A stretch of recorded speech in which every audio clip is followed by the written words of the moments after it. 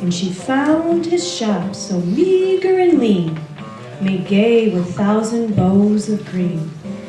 And Conrad was sitting with face a-shine, when he suddenly stopped as he stitched a twine. And he said, "Old friend, at dawn today, when the cock was crowing the night away, the Lord appeared in a dream to me and said, 'I'm coming your guest to be.' So I've been busy with feet astir and strewing my shop with branches of fir. The table is spread and the kettle is shined, and over the rafters the holly is twined. Now I'll wait for my Lord to appear and listen closely so I will hear his step as he nears my humble place. And I'll open the door and look on his face." So his friend went home and left Conrad alone, for this was the happiest day he had known. For long since his family had passed away, and Conrad had spent many a sad Christmas day. But he knew with the Lord as his Christmas guest, this Christmas would be the dearest and the best. So he listened with only joy in his heart, and with every sound he would rise with a start and look for the Lord to be at his door, like the vision he had had a few hours before.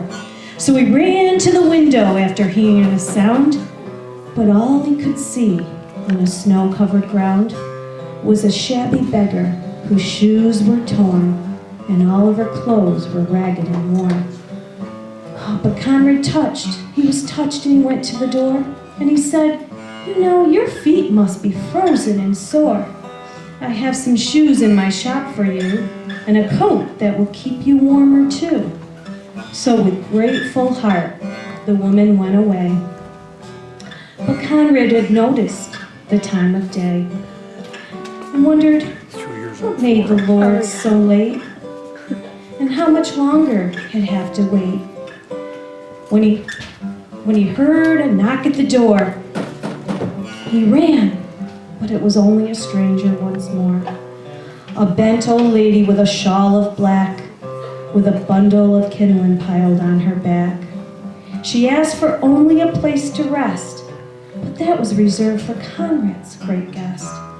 But her voice seemed to plead, "Don't send me away. Let me rest for a while on Christmas Day."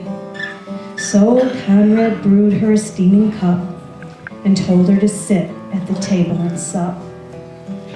But after she left, he was filled with dismay, for he saw that the hours were slipping away, and the Lord hadn't come as he said he would. Then Conrad felt sure he had misunderstood. When out of the stillness he heard a cry, "Please help me and tell me where am I?" So again he opened his friendly door and stood disappointed as twice before. It was only a child who'd wandered away and was lost from her family on Christmas Day. Again Conrad's heart was heavy and sad, but he knew he should make the little girl glad. So he called her in and he wiped her tears and quieted all her childish fears. Then he led her back to her home once more. But as he entered his own darkened door, he knew the Lord was not coming today, for the hour of Christmas had passed away. So he went to his room and he knelt down to pray. And he said, "Dear Lord, why did you delay? What kept you from coming to call on me? For I wanted so much your face to see." When soft in the silence, a voice he heard, "Lift up your head, for I kept my word. 3 times my shadow crossed your floor, and 3 times I came to your lonely door.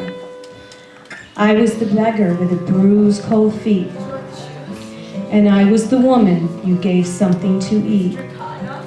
I was the child on the homeless street.